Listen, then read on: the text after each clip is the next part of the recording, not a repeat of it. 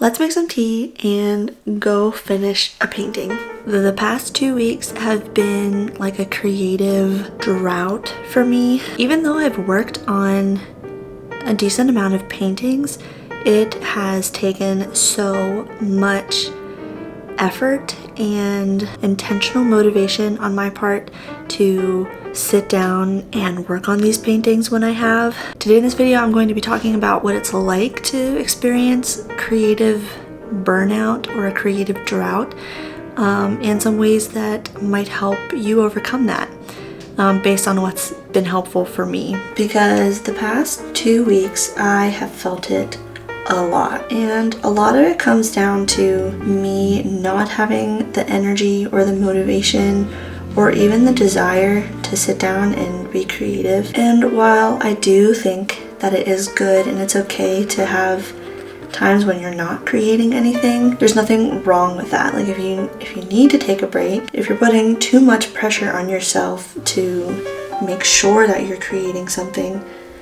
then it probably is a good idea to just not do it. Don't create something if it feels like you're forcing yourself.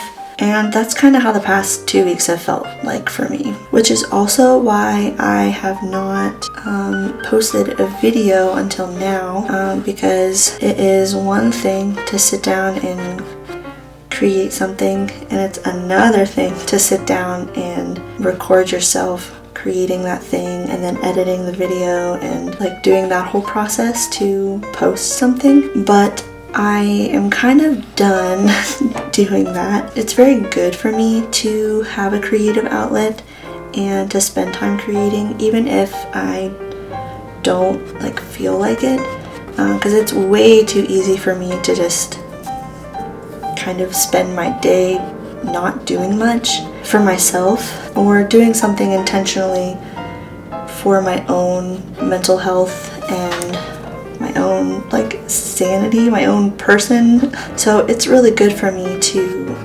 prioritize time to create and even to make videos, because it helps me process out loud what I'm doing and why I'm doing it. And I'm realizing that is helping me grow as an artist. So I'm saying all this because I know that it's good for me, but it has been very challenging for me to prioritize my time to create and to make videos. But like I said, I wanted to talk about some ways that you can overcome a creative drought or a creative block. And I'm basically just going to share what I do and what I have been doing this week to overcome that creative block. I do not have the right color blue for this.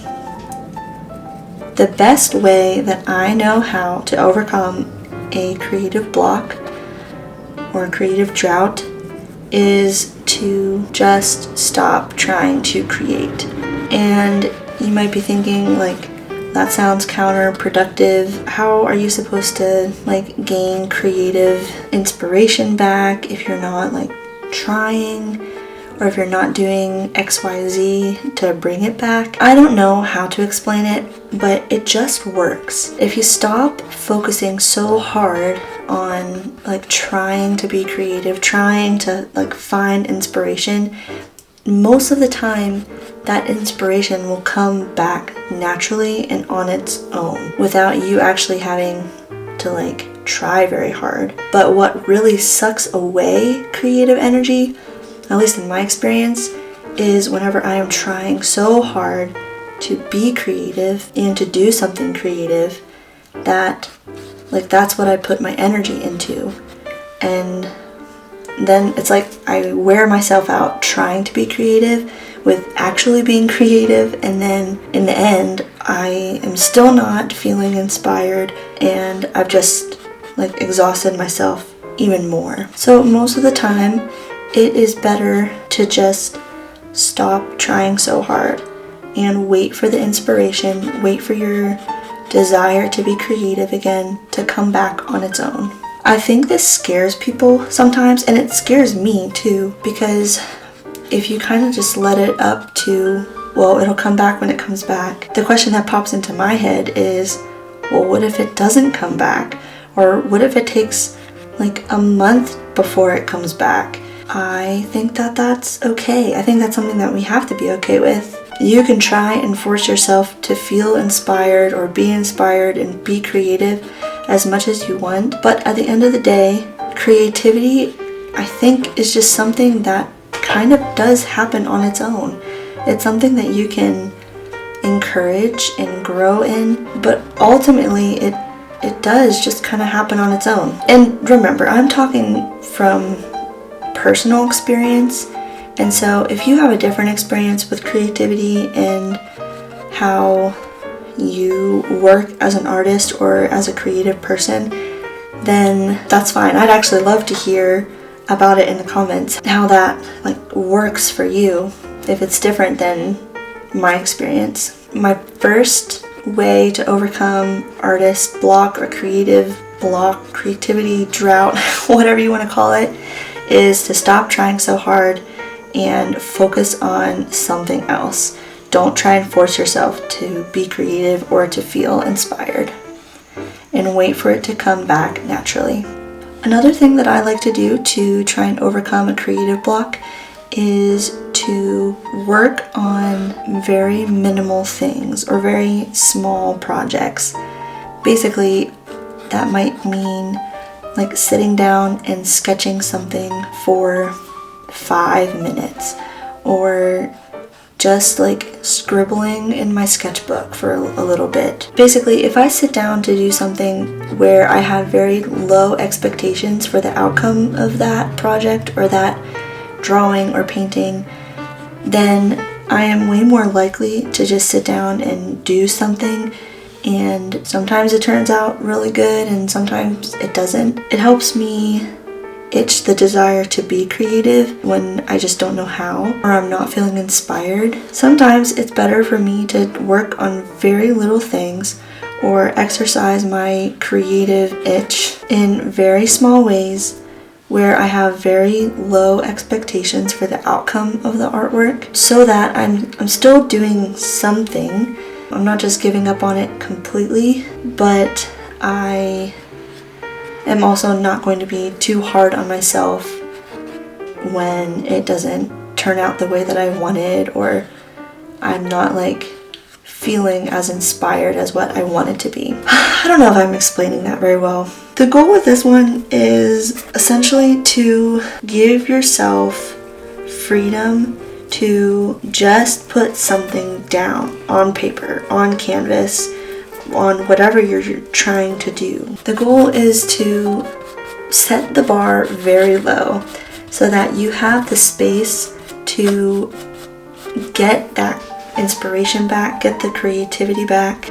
I don't know if that makes sense. I've like tried to explain this out loud or for what feels like a long time in like 5 different ways. So I'm going to move on to the last way that is helpful for me to overcome a creative block, and that would be try spending time with a friend or friends who are not in a creative block. I have found that if I go and spend time with someone who is also creating,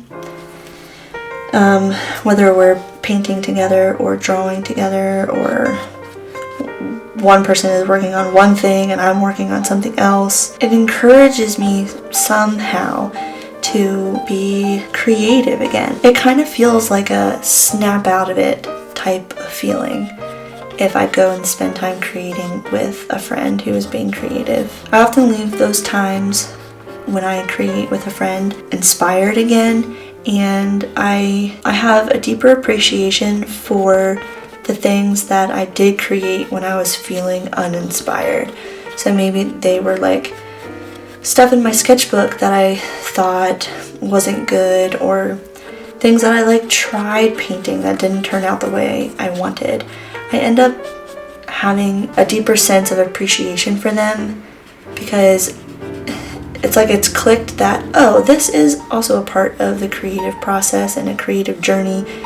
Even if I wasn't feeling inspired, I wasn't like feeling excited about it, or I didn't feel like it was good, it's still important and worth my time. And I will actually leave this as my last little bit of advice because it came to my mind and it's something that I struggle with a lot. Now is not the time to be comparing yourself to other creative people. Talking to yourself like, man, I should just be doing this better. I should be doing it this way. Like, why can't I snap out of this? Like, where did my inspiration go? I must not be like a good artist anymore. Like, all of that harmful self-talk that is really easy to step into whenever you're not feeling inspired. Just don't do it.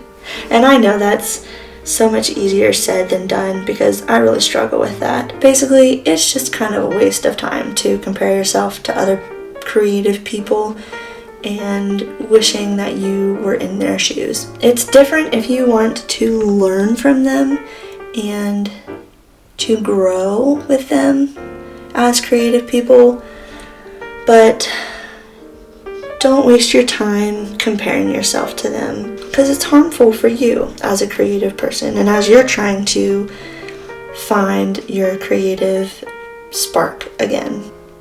I didn't really talk about this painting at all, but I am using oil paints. All of these butterfly paintings that I'm doing are from reference photos from a conservatory that is here in Columbus that has a butterfly exhibit. And I am probably painting these butterflies because I'm so ready for spring to be here. But that's where this is coming from. I think that is good for now. I might change the color of the background, but we'll see. If you're in a creative block, I hope that you give yourself patience and time to get out of it naturally and do helpful things along the way to encourage yourself to be creative again, or just to do little things that are creative. It doesn't have to be crazy. Be patient with yourself. It's okay that it takes time. I don't think it means you're doing anything wrong or you're becoming like a bad artist or anything like that. Everyone goes through seasons of ups and downs and changes in your life and changes in how you're feeling and what you're thinking about, and so you just have to be patient with yourself and let your creativity come and go as it comes and goes. Thanks for coming along and finishing this painting with me. I started it like a week ago, and so it feels really good to have it finished. Well, I guess mostly finished. I never know how to end these videos. Thanks for watching. Thanks for listening to my ramblings. I hope you have a good day. I'll see you next time.